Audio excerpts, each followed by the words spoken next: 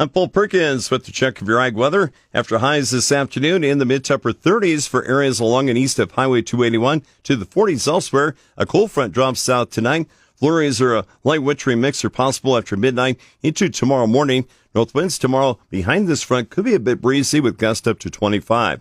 We'll see daytime highs cool into the low to mid 30s tomorrow, possibly with steadier dropping temperatures in the afternoon.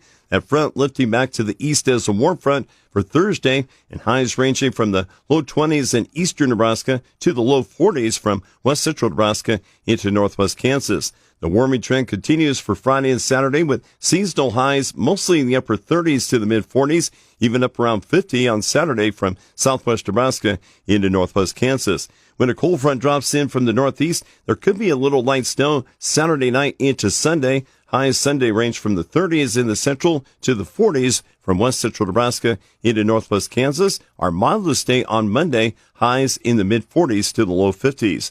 Long-term forecast looking nice by December standards. Nebraska and Kansas temperatures Sunday through December 15th expected to be mostly warmer than normal. Nebraska precipitation is indicated to be mostly near normal to slightly above normal, while far southern Nebraska into Kansas can expect below normal precipitation Sunday through December 15th.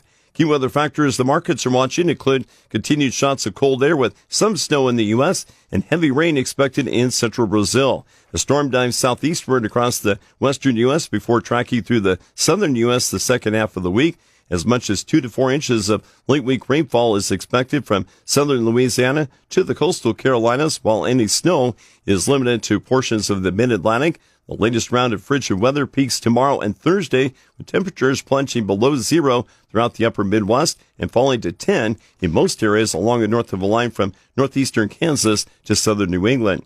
A series of Alberta clippers or quick-moving areas of low pressure from Canada should bring areas of snow for the northern U.S. and reinforce some of the cold air this weekend on into next week.